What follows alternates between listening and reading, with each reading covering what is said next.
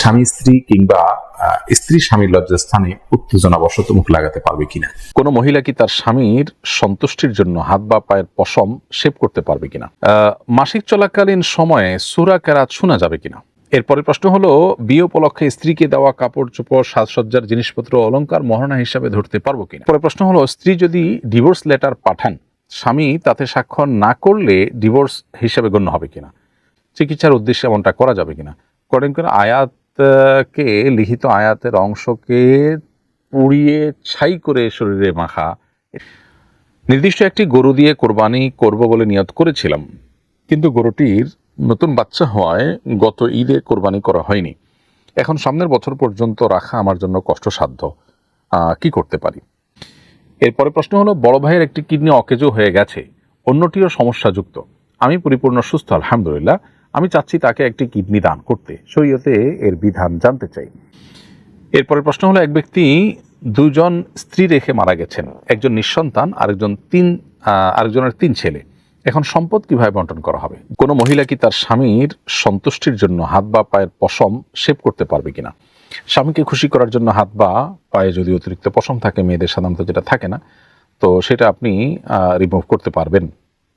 এটা করে আপনি পরিষ্কার করতে পারবেন, কারণ মেয়েদের সাধারণত এগুলো থাকে না। মাসিক চলাকালীন সময়ে সূরা কেরাত শোনা যাবে কিনা। হ্যাঁ, মাসিক চলাকালীন সময় কোরআনে কারীমের অডিও আমি শুনতে পারি, সরাসরি কোরআন তেলাওয়াত আমি শুনতে পারি, এগুলোতে কোনো অসুবিধা নেই। কোরআন তেলাওয়াত করার ব্যাপারটাতে জমহুর বা সংখ্যাগরিষ্ঠ উলামা ইকরামের মত হলো যে কোরআন তেলাওয়াত করা যাবে না মাসিক অবস্থায়, তবে শোনার ব্যাপারে কোনো নিষেধাজ্ঞা নেই। সো আমরা নির্দ্বিধায় কোরআনে কারীমের তেলাওয়াত শুনতে পারি, রুকিয়ার আয়াতগুলো শুনতে পারি, এমনিতেই কোরআন তেলাওয়াত জানালে শুনতে পারি, সরাসরি শুনতে পারি, অথবা অডিও ভিডিওতে শুনতে পারি, কোনো অসুবিধা নেই। এরপরের প্রশ্ন হলো, বিয়ে উপলক্ষে স্ত্রীকে দেওয়া কাপড় চোপড় সাজসজ্জার জিনিসপত্র অলংকার মহারণা হিসাবে ধরতে পারবো কিনা। আর শ্বশুরবাড়ি থেকে যে জিনিস জামাইকে ব্যক্তিগতভাবে দিয়েছে, সেগুলো যেমন আংটি, চেইন ইত্যাদি স্ত্রীর মহর হিসেবে ধরা যাবে কিনা। খুবই প্রয়োজনীয় এবং জীবন ঘনিষ্ঠ একটি প্রশ্ন। প্রিয় দর্শক, আপনার প্রশ্ন উত্তরে বলতে চাই, নগদ টাকা এবং স্বর্ণ গহনা এগুলো মহর হিসাবে ধরতে পারেন। এগুলো যা দিয়েছেন বিয়ের সময়, এটাকে মহর থেকে মাইনাস আপনি করতে পারবেন এগুলোর যে মূল্য সেটার আলোকে। আর এর বাইরে কাপড় চোপড় বা সাজগোজের যে জিনিসপত্র যেগুলো দিয়েছেন, সেগুলো মহর হিসেবে আপনি ধরতে পারবেন তখন যদি স্ত্রীকে আপনি এ বিষয়ে ঘোষণা দিয়ে বলেন যে তোমার মহর বাবদ এগুলো আমি দিতে চাচ্ছি। তিনি যদি অ্যালাউ করেন, তাহলে সেক্ষেত্রে সেটা মহর থেকে কাটা যেতে পারে। আবার একেবারে নতুন নতুন বললে তো অ্যালাউ না করে উপায়ও নাই, এমন একটা ব্যাপার। সেজন্য এরকম পরিস্থিতি সৃষ্টি করে তার অনুমতি নিলে হবে না, বরং তিনি যদি জেনে বুঝে এবং সম্পূর্ণ সন্তুষ্ট চিত্তেই এটাকে অ্যালাউ করেন, তাহলে সেটা আপনার মহর হিসাবে ধার্য হবে। আর না হলে সেটা শুধু সাজগোজ হিসাবে যাবে। আর সাজগোজ হিসাবে অতিরিক্ত কিছু দিতে চাইলে স্ত্রী যদি অ্যালাউ না করেন, আপনি না দিলেন, কিন্তু তাকে জিজ্ঞেস করে দিতে হবে, কারণ মহর হিসাবে ফিক্স করেছেন আপনি একটা নির্দিষ্ট অ্যামাউন্ট। সো ওই অ্যামাউন্ট টাকা দিবেন অথবা নগদ স্বর্ণ দিবেন, সেটা স্থলাভিষিক্ত। অন্যান্য জিনিসপত্রটা স্থলাভিষিক্ত না, সেটা নেবেন কিনা এটা তার ব্যাপারটা এরকম যে একজন আপনার কাছ থেকে 500 টাকা পাবে।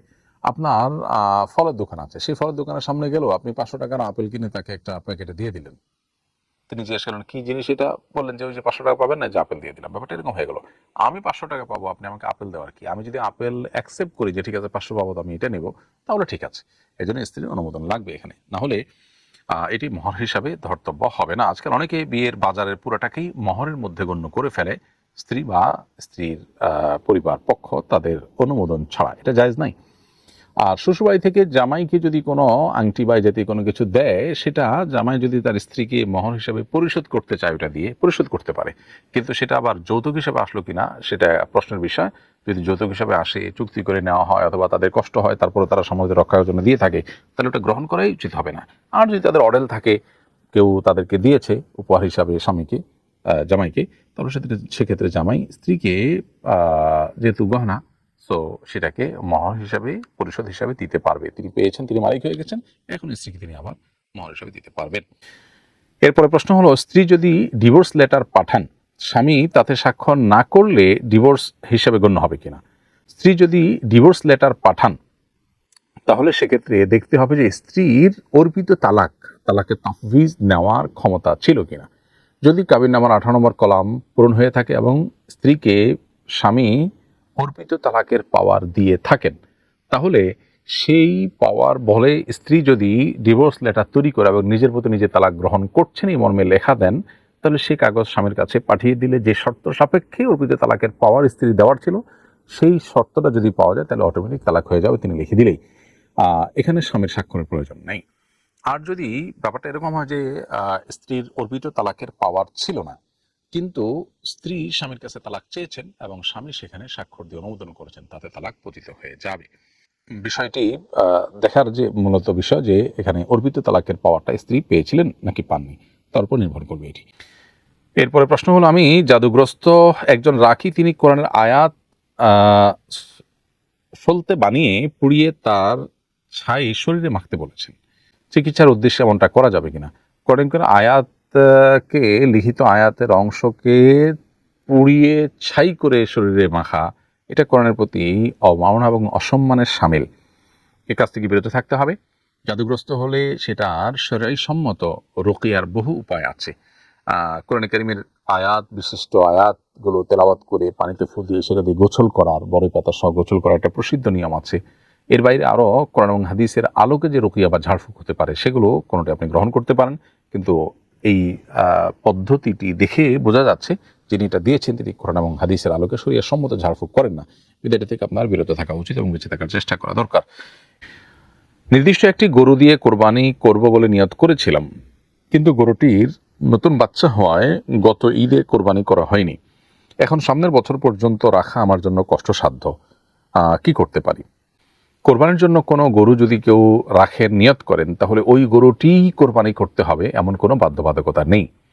সেই গরুর নতুন বাচ্চা হয়েছে এবং সেটা কোরবানি করা যায়নি, তার জায়গায় আপনি অন্য কোনো গরু কোরবানি করলেন, সেটা কিন্তু যথেষ্ট।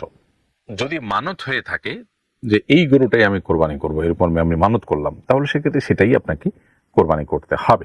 মানত যদি আপনি না করেন তাহলে সেক্ষেত্রে যে গরু কোরবানি করার নিয়ত করেছেন এটাই আপনাকে করতে হবে, এমন কোনো বাধ্যবাধকতা নেই। অন্য গরু কোরবানি করার মধ্য দিয়ে আপনার কোরবানি করার যে নিয়ত সেটা আদায় হয়ে যাবে।